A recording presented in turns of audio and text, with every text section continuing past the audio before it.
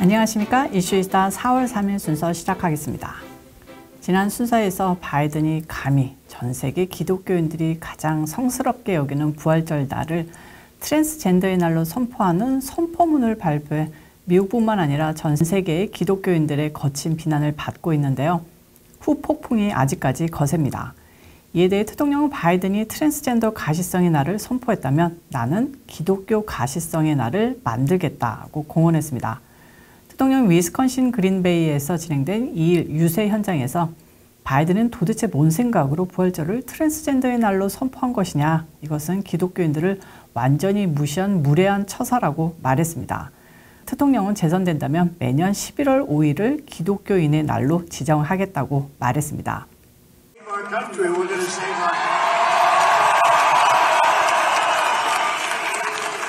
What the hell was Biden thinking when he declared Easter Sunday to be Trans Visibility Day? Such total disrespect to Christians, and November 5th is going to be called something else. You know, it's going to be called Christian Visibility Day, when Christians turn out in numbers that nobody has ever seen. Let's call it. 그러고 보니까 대통령의 날, 재향 군인의 날, 온갖 날들이 많은데 기독교인의 날, 이런 종교인들의 날은 없네요. 요즘처럼 기독교가 위협받는 지금의 미국에서 기독교인의 날도 있어야 하지 않나라는 생각하는 분들도 계실 것 같은데요. 여러분들은 어떻게 생각하십니까? 자, 대선이 가까울수록 대통령의 인기는 떨어지지 않고 올라가고 있습니다. 좌파 미디어의 트럼프 죽이기, 온갖 음해와 가짜 뉴스에도 불구하고 오는 대선의 결과를 좌우할 핵심 격전지 7개 주 중 6개 주에서 조 바이든보다 지지도가 앞서고 있는 것으로 나타났습니다. 레프트이면서 아주 가끔 옳은 뉴스도 전하고 나는 월스트리트저널이 발표한 여론조사에 따르면 도널드 트럼프 전 대통령은 제3당 및 무소속 후보를 포함한 모의 투표와 1대1 대결 모두에서 바이든 대통령보다 앞서는 것으로 나타났습니다.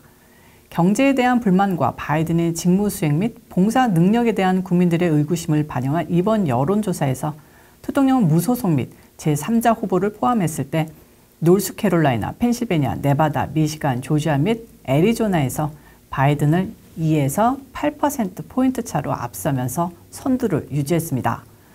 조사는 트럼프와 바이든의 양자 대결, 트럼프, 바이든 및 3자 후보를 포함한 대결, 이렇게 두 부문으로 조사됐는데요. 모든 조사에서 대통령이 1위를 기록했습니다. 다만 7개 주 중에서 위스콘신에서만 바이든이 3% 차로 앞섰고요. 이번 여론조사는 지난 3월 17일부터 24일까지 7개 주에서 각각 600명의 등록 유권자를 대상으로 실시됐으며 오차 범위는 플러스 마이너스 4%포인트였습니다. 한편 지난 2020년 선거에서 바이든은 2016년 당시 대통령이 승리했던 펜실베니아, 미시간, 위스콘신 주에서 모두 승리를 거뒀고요. 조지아와 애리조나에서도 근소한 차이로 승리했습니다. 부땡 선거의 의심과 정황은 많았습니다만 벌써 4년 전 얘기고 다시는 이런 일이 되풀이되지 않길 바랄 뿐입니다. 그리고 이번 선거에서는 네바다와 노스캐롤라이나도 경합 중인 것으로 보입니다. 바이든은 2020년에 네바다주를 차지했지만 민주당 지지율이 네바다주에서 쭉쭉 빠지고 있는데요. 반면에 2020년 대통령이 승리한 노스캐롤라이나에서는 대통령이 근소하게 뒤처지고 있습니다. 여기서 잠깐 짚고 넘어가야 하는 건 뉴욕이나 캘리포니아나 망해가는 주에서 정의롭고 사랑한 주이지만 못 살겠으니까 남부로 나만 이사해야지 하면서 탈출하고 있는 게 요즘 유행인데요. 이게 보수적인 우파주들을 오염시키고 있습니다. 조지아가 그래서 변질된 주가 됐고요. 이제 노스캐롤라이나, 사우스캐롤라이나도 위험하고 심지어 텍사스에도 저들이 본격적으로 유입되고 있는데요. 저들이 이사를 가면 그냥 조용히 살아가는 게 아니라 거기서 다양상 퍼뜨린다고 생명 소중한 단체나 무지개 좋아하는 단체들과 몰려다니면서 정치적 목소리를 내는 게 문제죠. 이게 정말 위험한 사이클인데요.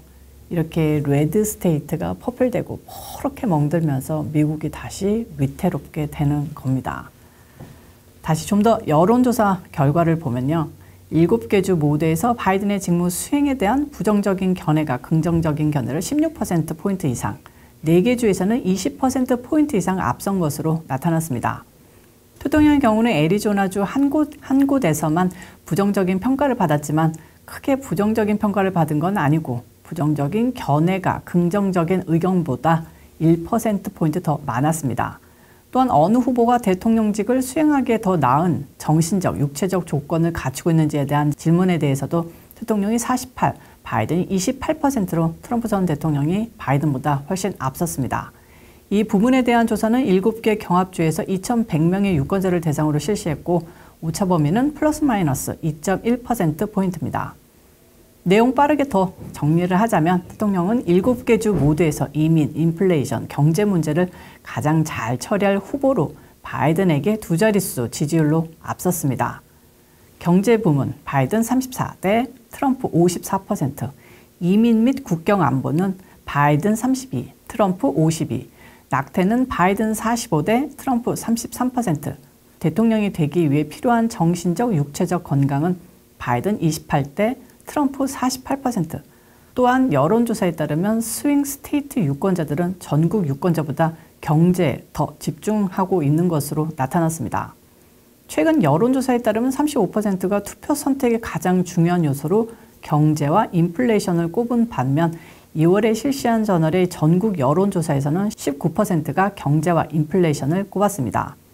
또한 유권자들은 자신이 속한 주의 경제와 비교했을 때 국가 경제가 부정적이라고 답했는데요. 예를 들어서 노스캐롤라이나 유권자들은 국가 경제를 긍정적으로 평가한 비율이 66%대 33%로 부정적이라고 답했지만 주 경제를 평가하라는 질문에는 그 수치가 뒤집혔습니다. 다음 소식은 저희 동네 국제공항 이름을 트럼프 국제공항으로 바꾸자는 법안이 발의됐습니다. 공화당 일부 하원 의원들이 워싱턴 인근의 덜레스 국제공항의 이름을 도널드 트럼프 국제공항으로 변경하자라는 법안을 발의했다는 소식인데요. 지난달 29일 가이 로센텔러 의원을 비롯한 일부 공화당 소속 하원 의원들이 덜레스 국제공항의 명칭을 도널드 J. 트럼프 공항으로 바꾸는 법안을 제출했습니다. 로센텔러 의원은 수백만 명이 이용하는 공항의 상징으로서 자유와 번영, 힘의 상징인 도널드 트럼프 국제공항보다 좋은 이름은 없다고 강조했는데요. 이를 두고 민주당 의원들이 강하게 비아냥거렸습니다. 에비게일 스펜버거 하원 의원은 우스꽝스러운 생각이다라고 비판을 했고 게리 코널 의원은 심하게 말했는데 뭐라고 했냐면요.